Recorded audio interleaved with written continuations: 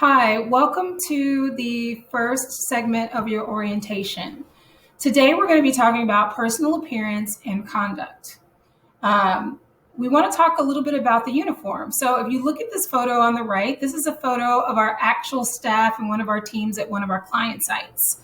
You will notice that they are all in a uniform that looks very, very much alike on all items that are issued by the company, including, of course, our JS Security baseball cap, vest, and shirt.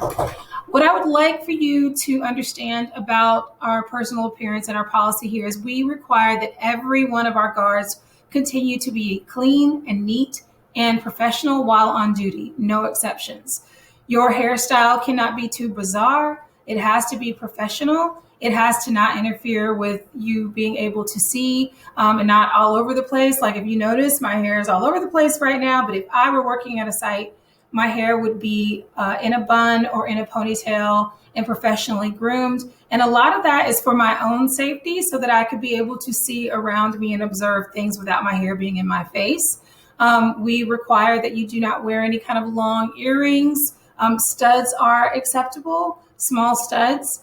For the fellas, we are okay if you want to go bald or if you have hair as long as your hair is neat, pulled back out of your face. So we are okay if you have dreads. We are okay if you have longer hair, but please make sure that it is neat and that your facial hair is neat and groomed. Ladies, if your makeup, it doesn't need to be like anything that draws attention to you, but needs to be professional.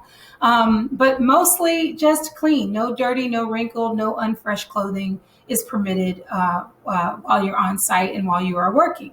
Secondly, we recommend that you purchase a 511 tactical pants. They have those for both men and women. We tend to use a black or an army green as our choices, but your site supervisor will let you know what is acceptable for the site that you are working. JS Security supplies the vest and the shirt. And you are responsible for those items. You will see that you will probably check those off on an issued items form that you're required to fill out prior to your start with us. Should your employment end, you are responsible for returning the vest and the shirt. And if we don't get those back, number one, we have to report it to the state. Secondly, we will have to charge you for it. So we may hold it out of your last paycheck, but we hope that we don't have that happen and you stay with us for a while. Secondly, I'd like to talk about shoes. So if you noticed here, all of these shoes are solid black in color. So no stripes, no different colors. We are okay. There are wide varieties of shoes that you can choose to wear and put on your feet, as long as they are clean, they are neat, and they are all solid black. I would say that when you're choosing your shoes, you need to consider the site. If you are doing a lot of walking at your site, you need to get something that's comfortable, and those tend to be more on the athletic side of a shoe, a softer shoe. And if you are working at a construction site, because there are nails and pins and all kinds of things on the ground while you're doing your rounds, I would consider safety for those. So like you don't want anything being able to puncture up into your foot. So use your best judgment, but make sure that your shoes are always clean and neat when you go on site and they're all in a solid color. Lastly, we'd like to talk about conduct. While on duty, you are required to be professional at all times. That means that you are not going to be engaging with your staff or client staff or the people on your job in a too much of a fraternizing, comfortable, like rumors, like we're going to get together and gossip way. You should conduct yourselves professionally at all times from the moment that you are on site, from the time that you take a break, from the time that you come back. It should always be professional. There is a way to be customer friendly while also being vigilant about the job. Always remember that you are there to protect something. It will be people, it will be product, it will be something, and your conduct should be accordingly. You should be customer friendly while also understanding your role and what you're there to do.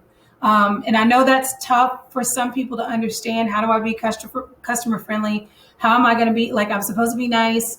You're supposed to be customer friendly, and you're supposed to be vigilant. You're supposed to do the job that you're required to do, which is understanding what standard operating procedures are for that site and acting accordingly. So lastly, we do not tolerate discrimination in any form or fashion. any form or fashion. If we or any of our site managers observe that kind of behavior, you will be asked to leave immediately. We believe in all people. We believe that people have a right to believe in what they believe in, and as long as they don't bring their personal things to the company or to the client that make people uncomfortable, it's fine. But we don't want anyone attacked. So please make sure that you understand if you are discriminating, you have beliefs that are discriminatory in nature, and you want to bring those to the job, expect that you will not be working with us very, very long.